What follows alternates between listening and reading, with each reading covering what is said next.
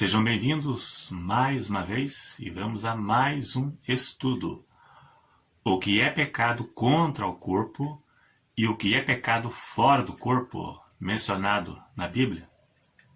Nesse vídeo, nós vamos descobrir por dentro da Bíblia a diferença entre pecado no corpo e fora do corpo. E se você gostar, não esqueça, clique em gostei para ajudar a divulgar o vídeo. Quanto mais like, mais o Google divulga o vídeo. Vamos ler. Todos os textos que eu for ler será colocado na tela do seu computador para você acompanhar. Primeira passagem, 1 Coríntios 6, verso 18. Primeiro na tradução Almeida Revista e Corrigida e depois na tradução NVI. Veja aí, que esse é o texto base para o assunto. Fugir da prostituição. Todo pecado que o homem comete é fora do corpo, mas o que prostitui peca contra o seu próprio corpo.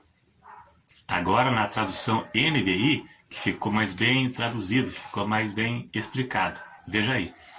Fujam da imoralidade sexual. Veja, na tradução Almeida, Revista e Corrigida, diz prostituição. A palavra grega porneia, aqui imoralidade sexual. Todos os outros pecados que alguém comete, fora do corpo os comete. Mas quem peca sexualmente, veja, pecado sexual, peca contra o seu próprio corpo. Veja que na tradução NVI ficou melhor. Para quem não sabe ali interpretar a palavra porneia, a palavra imoralidade sexual, porneia, fornicação. Vamos lá então. Paulo disse para fugir dos pecados sexuais. Fugir. Fugir. E quando não pode fugir, você tem que enfrentar.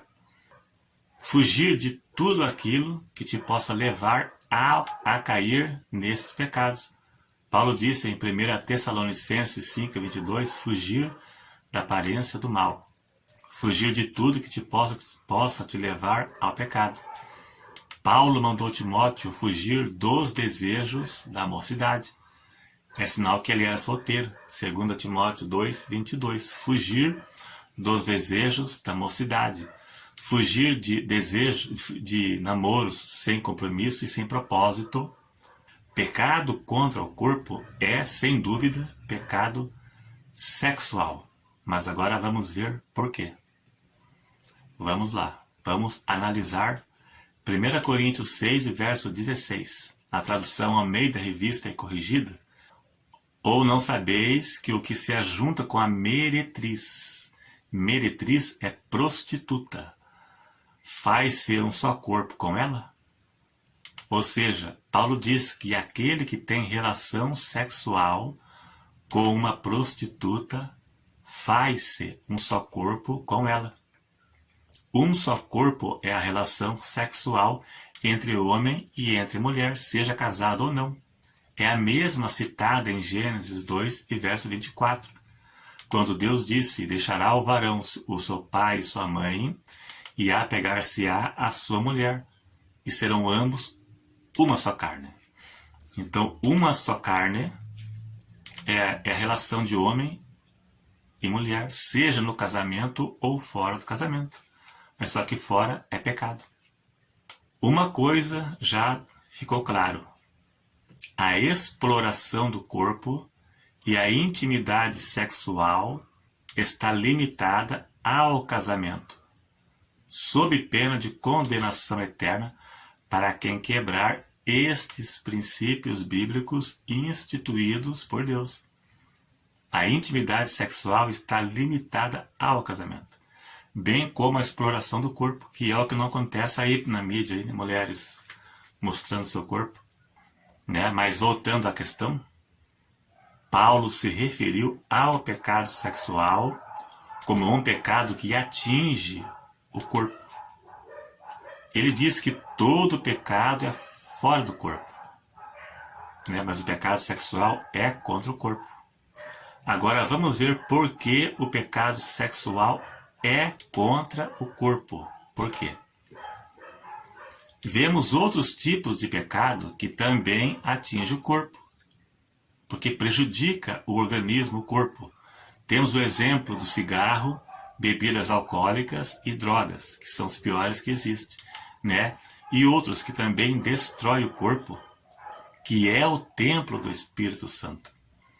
Claro que pecado é pecado. Todo pecado, independente de qual seja, a pessoa será condenada caso não se arrependa. Né? Pecado é pecado. Pecadinho, pecadão, vai ser condenado de qualquer forma. Mas nesta questão, temos que fazer uma análise mais ampla, porque cigarros e bebidas e droga também fazem mal para o corpo. Mas eu creio que o pecado sexual seja algo ainda pior, na visão de Paulo, analisando o versículo sobre o pecado sexual, porque houve a conjunção carnal, houve um ato sexual consumado. E já bebidas, drogas, né, não é a mesma coisa. Né? Não é a mesma coisa do uso de bebidas e cigarros, por exemplo, porque é só, né, no organismo. Embora todo pecado, como eu disse, é algo de condenação eterna, né, tanto pecado fora do corpo e pecado no corpo, a diferença é que na relação sexual, como ele disse, aquele que se ajunta com a prostituta faz-se um só corpo com ela.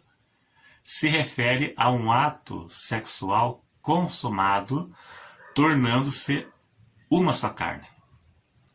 E isso diferencia dos demais pecados, pois este é o único pecado capaz de se tornar uma só carne. Por isso que é o pior pecado de todos, porque torna-se uma só carne. Nenhum pecado acontece isso. Em nenhum pecado torna-se uma só carne, somente na relação sexual, num ato consumado. O pecado é algo que não precisa ensinar, porque é algo que habita nele. É uma semente que nasce com o homem e desabrocha quando alcança a maturidade. É o pecado que ele herdou de Adão, é uma semente pecaminosa que herdou de Adão. E o único pecado que Paulo manda fugir são os pecados sexuais. E os demais ele manda enfrentar porque são coisas espirituais. Todo ser humano tem uma propensão natural para as coisas relacionadas ao sexo. A sexualidade é algo que desenvolve na vida da pessoa de forma natural. Natural. É algo que se desenvolve.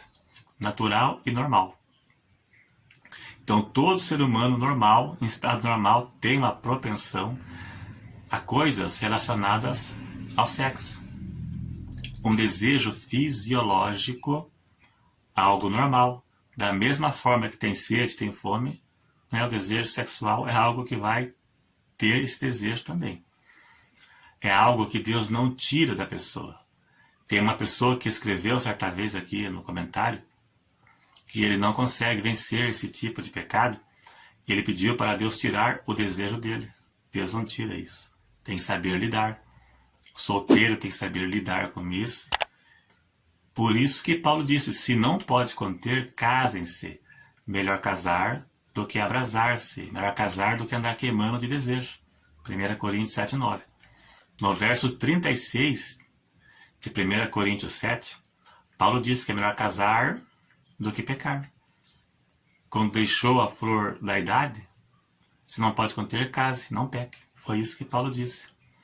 Né? Então, no 1 Coríntios 7, que eu não vou ler tudo aqui porque não é o assunto, Paulo mostra que existe a possibilidade da queda da pessoa no campo sexual.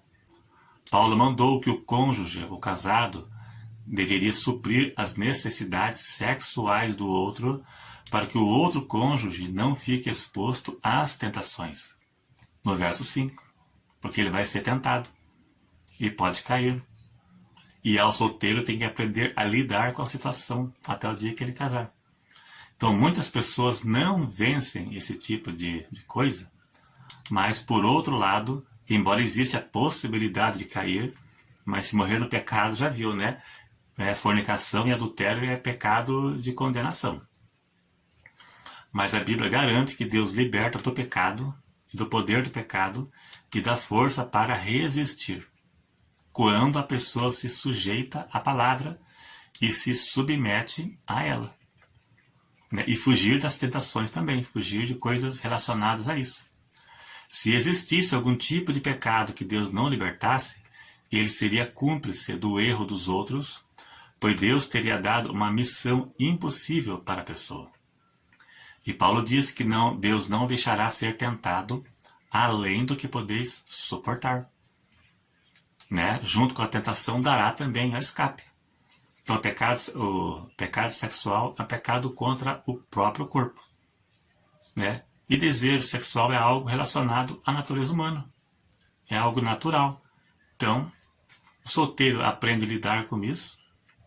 E o casado tem que suprir as necessidades normais do outro para que o outro não fique exposto às tentações.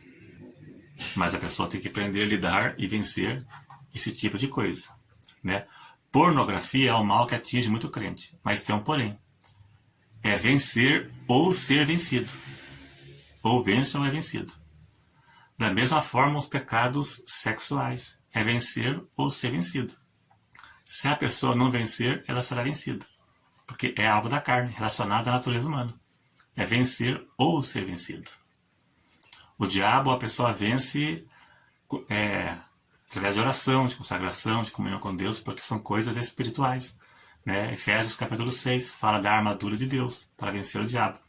E já a carne é assim mesmo, enfrentando, fugindo. Então é isso aí, então. Se você gostou, clique em gostei. Se não for inscrito, se inscreva e até o próximo.